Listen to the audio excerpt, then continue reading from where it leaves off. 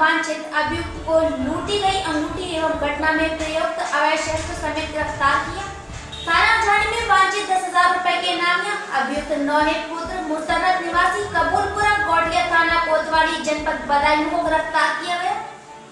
अभियुक्त द्वारा अपने साथियों के साथ मिलकर लालपुर से सुरेंद्र पाल सिंह पुत्र जोगराज सिंह निवासी मोहल्ला चौबे थाना कोतवाली जनपद बदायूं को सैसवाल न्यायालय में ड्यूटी पर जाते समय अपनी कार में बैठाकर उनसे 3 अंगूठी, 1 चेन, 700 रुपए का मोबाइल फोन लूटकर खाटू श्याम मंदिर के पास सुरेंद्र सिंह को गाड़ी से उतार दिया था। अभियुक्त के कब्जे से एक अवैध तमंचा, 315 बोर में 2 जिंदा कारतूस, 315 बोर, 1 अंगूठी, पीली धातु का 140 रुपए बरामद किए थे। अपना दल का कमेरा चेतना पदयात्रा पहुंचा मेजा। प्रयागराज अपना दल की राष्ट्रीय अध्यक्ष पल्लवी पटेल के नेतृत्व में कमेरा जन चेतना पदयात्रा का शुभारंभ 86 से शुरू होते हुए कई जिलों तक पैदल यात्रा करते हुए लखनऊ पहुंचेगी। हरिद्वार के पूरनपुर में सरकार द्वारा बनाए जा रहे शौचालय में ग्राम प्रधान द्वारा कथित तौर पर फंड में गड़बड़ी करने के आरोप गांव वासियों ने लगाए, जिस कारण यह मामला चर्चा का विषय बना हुआ है। साहब ये जो हमारी लाइटिंग बनी थी ना, ये मेरे को 7 बोरी सीमेंट की मिली, वो 1 सीट मिली और 1 मिला गेट में। वो चाहिए उठाया थी इनके पास, मैं पिल्ली ईट थी, मैंने मना कर दी। आपका अच्छा क्या समस्या आपकी? सर हमें ना देखो अंकल ने कुछ दिया सीमेंट और गेट के अलावा और लैटरिन की सीट के अलावा, और हमें पैसा भी 1 रुपया नहीं दिया, और जो चेक बता रहे हैं ना वो भी हमें नहीं दिया, और खाली है अंकल ने। डरे नहीं करते। और प्रधान ने हमारे गांव में जो खंबे लगे उन पर लाइटें लगाने का एक प्रपोजल दिया था, जबकि मौके पर लाइट लगाई नहीं गई, और इसकी शिकायत हमने उच्च अधिकारी तक भी की, लेकिन कोई इसका समाधान नहीं निकला, और मौके पर एक भी लाइट नहीं है, और उनका पैसा ग्राम पंचायत के वित्त विभाग में चढ़ाया गया कि इतना पैसा मैंने लाइटों में खर्च कर दिया, जमुना बना भी गबन कर लिया, और शिकायत करते करते थक गए। यहाँ पर DPRO द्वारा जांच की गई थी, उसमें खामियां पाई गई थी, लेकिन घोड़ मोड़ जाँच करके वो भी ऐसे ही कर रखी है।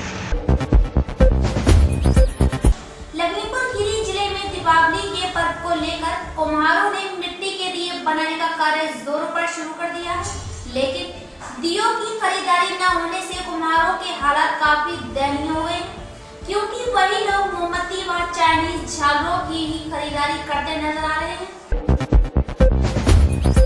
छापेमारी के दौरान आबकारी विभाग का डंडा शराब माफियों में मचा रखा। लखीमपुर खीरी कस्बा मोहम्मदी क्षेत्र के अंतर्गत आबकारी विभाग का अवैध कच्ची शराब माफियों पर चला डंडा। कच्ची शराब माफियों में मचा रखा।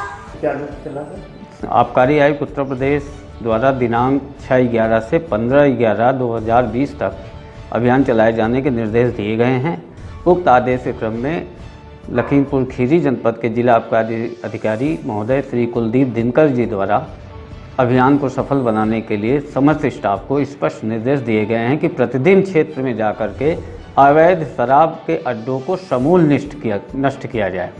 उक्त आदेश के अनुपालन में आज दिनांक को मैं अपने स्टाफ द्वारा ग्राम खम्हारखेड़ा, उदनापुर और बरवारी गांव में जाकर के दबिश दिया। गन्ने के खेतों के घने बीच में शराब की अवैध भट्टियां बनाई गई थी। लगभग 5 भट्टियां बरामद की गई, जिनको मौके पे ही समूल नष्ट कर दिया गया और उपकरण आदि को भी नष्ट कर दिया गया। मौके पर लगभग 2000 किलोग्राम लहन बरामद की गई। लहन से ही कच्ची शराब बनाई जाती है। मौके पर उक्त लहन को भी नष्ट कर दिया गया तथा मौके पर बरामद 40 लीटर कच्ची शराब को जब्त कर लिया गया है। 3 अभियोग आबकारी अधिनियम के अंतर्गत पंजीकृत कर लिए गए हैं। थाना कोतवाली पुलिस द्वारा चोरी की घटना का किया गया सफल अनावरण। चोरी किए गए जेवरात एवं अवैध शस्त्र समेत 2 छात्र गिरफ्तार। अभियुक्तगण बूरा उर्फ बाबा पुत्र राम प्रसाद बुर्जी निवासी मोहल्ला नारका सराय थाना कोतवाली बदायूं, तिग्गा उर्फ शाहिद पुत्र बब्बन पठान निवासी नई सराय थाना कोतवाली बदायूं को बड़ी सरकार कब्रिस्तान के पास से गिरफ्तार किया गया। थाना रामपुर पुलिस द्वारा कुल 194 गिराफ अवैध नशीले पदार्थ समेत एक व्यक्ति गिरफ्तार। अलापुर पुलिस द्वारा संदिग्ध व्यक्ति वाहन चेकिंग के दौरान मोहम्मदगंज यात्री शेड के पास कस्बा अलापुर से कुल 194 ग्राम अवैध नशीला पदार्थ बरामद करते हुए अभियुक्त अरबाज पुत्र आसिफ निवासी वार्ड नंबर 18 व कस्बा थाना अलापुर जनपद बदायूं को गिरफ्तार किया गया। सिद्धार्थनगर जिले के चिलैया स्थित सरकारी किराए केंद्र परिसर में जिला अध्यक्ष लालजी यादव व सपा नेता उग्रसेन सिंह ने धान खरीद न होने को लेकर प्रदर्शन किया। यह कार्यक्रम सिर्फ धान क्रय केंद्र पूरे जनपद में कहीं भी खोला गया।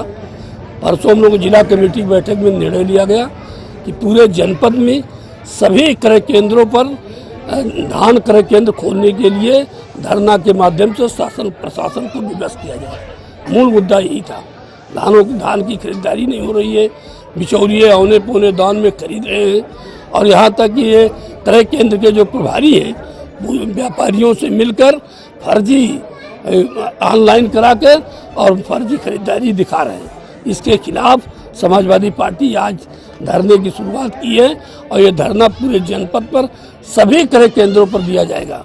आज क्या कार्यक्रम किए गए, क्या उद्देश्य है? देखिए, आज का जो कार्यक्रम है हमारे जिला अध्यक्ष श्री लालजी यादव जी के नेतृत्व में इस पूरे जनपद में जिस तरीके से शासन प्रशासन के कहने के बावजूद या शासन प्रशासन झूठ बोलता है या कुछ करना नहीं चाहता, एक भी धान क्रय केंद्र हमारे विधानसभा में खोले नहीं गए। जहाँ जहाँ मैंने धरने की बात कही वहीं आज भी मैंने यहाँ चिलिया के धरने की बात हो रही थी। अभी देखिए कांटा उटा गिर गया है। इसकी लड़ाई ये हो रही है कि जो हमारा मूल मुद्दा है कि 900 रुपये पे हर गरीब परेशान है अपना धान बेचने को, 900 रुपया कुंटल।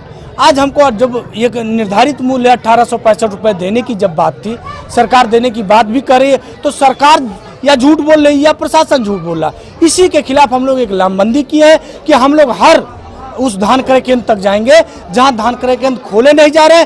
अगर किसानों के धान क्रय केंद्र खरीद नहीं की गई तो उसके खिलाफ हम समाजवादी लड़ेंगे। जमीन के हर मुद्दों पर समाजवादी लड़ेंगे।